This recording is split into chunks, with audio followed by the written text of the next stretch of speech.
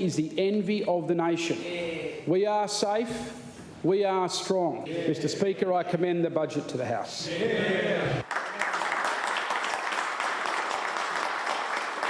Defying the global trend, WA is forecasting a budget surplus of $1.2 billion this financial year, falling to $363 million next year, before climbing over the forward estimates. That would make WA the only state in Australia to avoid a deficit during the pandemic. This budget is focused on keeping Western Australia safe and strong. It is a budget of opportunity for all West Australians. The biggest reason for that surplus is iron ore royalties propping up the bottom line, forecast to rake in $7.4 billion this year alone, $2 billion more than the last estimate. But plans to reduce borrowings have been abandoned, with a record $27 billion infrastructure spend. That's expected to cause net debt to surge above $39 billion this financial year and continue climbing to almost $43 billion over the forward estimates. While a necessary and unavoidable projected increase, this level of debt remains sustainable, with net debt as a share of our economy to rise modestly. One of the biggest talking points is sure to be the interstate border. The budget assumes WA will remain closed to the rest of the country until at least April 1, the same prediction made in the federal budget earlier this week. But the government is distancing itself from that assumption, saying people shouldn't read anything into it. And they shouldn't, because it's not the government policy. The government policy is still very much focused around the health advice. The Treasury had to make a call. Our concern has always been the inconsistency and the lack of transparency around the border. We don't have a clear path. The budget does contemplate the consequences of any second wave, warning it could cost 30,000 jobs and wipe $5.6 billion from the domestic economy. Our budget surpluses allow us to bolster our COVID-19 response and be best prepared to respond to an uncontrolled outbreak. But if the state remains unscathed, the WA economy is expected to grow by 1.25% this financial year, with an average unemployment rate of 8%. An extra 800 police officers will be recruited at a cost of $314 million, while $100 million will be spent turning the Mitchell Freeway southbound into a so-called smart freeway. Jacob Kagi, ABC News. The WA Police Union has welcomed the recruitment of an extra 800 officers, but there are broader concerns from unions about the cap on public sector wages continuing. A state budget handed down in the middle of the pandemic. Treasurer. Based on an assumption WA's hard border will remain until at least April. For a number of businesses, that date is untenable. Around a third of businesses in this state identified that they are impacted by those border restrictions to a great or moderate extent. But hopes that a forecast surplus would prompt the government to relax its tough wages policy were dashed. If it's re-elected in March, the current policy capping wage rises for the state's 150,000 public servants at $1,000 will be extended for 2 years. After that, increases will rise with inflation.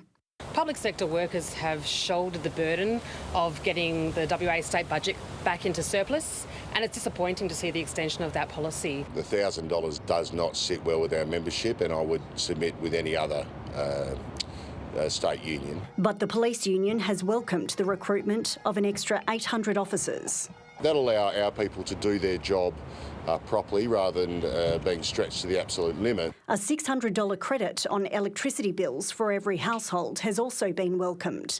But while a freeze on household fees and charges is in place for this financial year, the budget forecasts increases in power prices of 2.25% per year over the forward estimates. We're absolutely concerned about any increase in tariffs after the freeze ends. The budget contains hundreds of millions of dollars in new spending on mental health. But doctors are furious there isn't more money for hospitals and the health workforce in the middle of a pandemic. It's a missed opportunity, and we are flabbergasted. The budget also contains about $200 million for housing maintenance and services in remote Aboriginal communities. Alicia O'Flaherty, ABC News. Scott Morrison's firing back at critics who say they've missed out on big funding boosts in his record-breaking budget. Answering complaints that women and families doing it tough don't benefit enough, the Prime Minister's blasted what he calls the voices of division, trying to split the country on gender, race and age. But Anthony Albanese is trying to lure some of those groups with alternative promises of his own in his first budget reply speech. Political editor Andrew Probyn explains. Women problem? Don't be ridiculous. I totally reject the criticism that this budget does not support women. Scott Morrison's female cabinet colleagues conspicuous in coordination. The budget is a budget for all Australians. Women can take advantage of, driving on the new infrastructure and roads. This is just a disgraceful attempt by the Labor Party to set women up as political fodder. Fodder or not, front of mind for Anthony Albanese. A pink recession and a blue recovery. Insistent women got the raw end of the deal and the coalition's monumental spend. An abandonment of people who needed support, a majority of those are women. The Prime Minister firm in his rejection. And there will be voices that will try and set young people against older people, women against men. They are the voices of division. In his first budget reply speech as Leader of the Opposition, Mr Albanese's highlighting what wasn't showered with extra cash in Tuesday's big spend: social housing and childcare.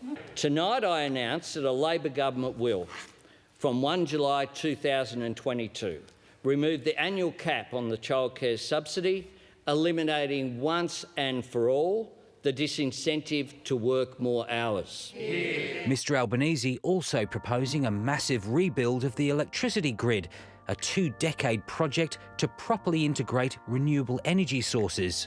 With the pandemic rendering budget repair a quest for another time and another parliament, Anthony Albanese's Labor Party isn't going to be shy about devising expensive new ideas. An ideal moment, perhaps, for the government's most constant defender of frugal financing to be leaving the building. It's a great honour. With the Prime Minister's blessing, Matthias Cormann's off for a tilt at a top job, running a Paris-based economic forum. I can think of no finer candidate. Finance Minister for 7 years, under 3 Prime Ministers, he's in search of the numbers to outrun a pack of international rivals. Not always something he's excelled at back home. But the multilingual former Belgian has contacts the world over, a sense of humour and a persuasive manner. Come with me if you want to live. Affirmative. With a pitch like that, how could he lose? Andrew Probyn, ABC News, Canberra. A radical shake-up of university fees has passed the Senate.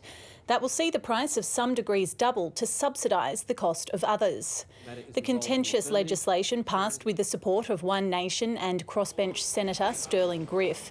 It means from next year the cost of a social sciences degree will more than double, while nursing, mathematics and teaching degrees will become cheaper.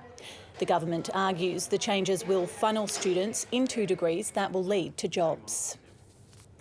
The federal government has clarified 23,000 home care packages announced in the budget would be released in this fiscal year, not over 4 years as indicated in budget documents. But providers say even that number won't come close to eliminating the wait list. Social Affairs correspondent Norman Humont reports. Recent years haven't been easy for Paul Garrett. He's had medical procedures and lives with MS. He'd like more help to stay in his Adelaide home, but hasn't been able to get it. I'm nearly 80, I'm almost at the end of my life, and yet I can't get the things that I need to enjoy that end of my life.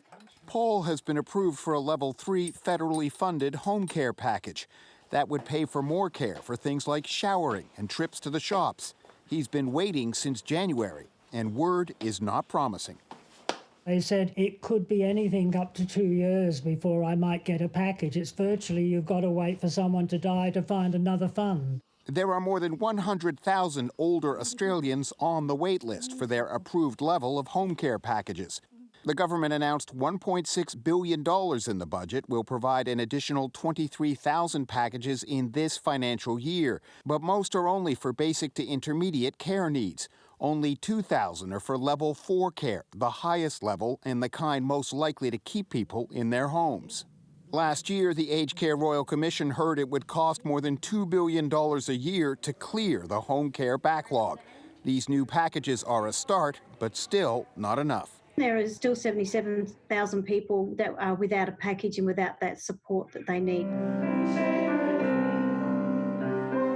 For residential aged care providers grappling with the costs of COVID, there was additional money in the budget to help train and retain staff, but there were no wholesale changes that many are looking for.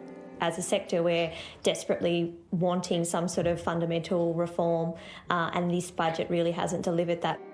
The hope is that sweeping reform will now come after the Aged Care Royal Commission delivers its final report in February. Norman Hermont, ABC News.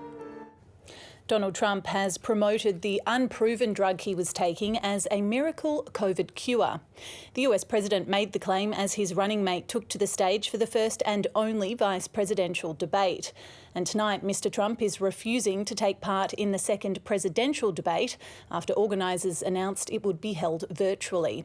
North America correspondent Catherine Diss reports. I think this was a blessing from God that I caught it. This was a blessing in disguise. What should have been his vice president's moment, Donald Trump stole the oxygen. I heard about this drug. I said, let me take it. It was my suggestion. I said, let me take it. Just hours before the debate began, he took to Twitter touting a drug cocktail, what he called a coronavirus cure. They call them therapeutic, but to me it wasn't therapeutic. It just made me better, okay? I call that a cure. After last week's potentially tainted debate, greater precautions were taken tonight. Plexiglass barriers separated the pair and everyone wore a mask. Unlike their running mates' showdown, there was a sense of decorum, but punches weren't pulled. American people have witnessed what is the greatest failure of any presidential administration in the history of our country. We're about freedom and respecting the freedom of the American people. Let's talk about respecting the American people. You respect the American people when you tell them the truth. Other issues like climate change, police brutality and the Supreme Court nomination also featured. But the thrust of the evening focused on the pandemic crisis at hand and its economic toll. The fact that you continue to undermine public confidence in a vaccine is unconscionable. If the doctors tell us that we should take it, I'll be the first in line to take it, absolutely. But if Donald Trump tells us that we should take it, I'm not taking it. With the White House in chaos, Kamala Harris entered with a political tailwind. She played it safe, showing she could be tough while also empathetic. Mike Pence went in on the back foot, forced to paint a rosy picture of a modern America. No easy feat when more than 210,000 of his fellow countrymen have lost their lives. The patient-in-chief says he's winning his personal fight against the virus. The president's physician says he's been fever-free for more than 4 days. Catherine Diss, ABC News, Washington.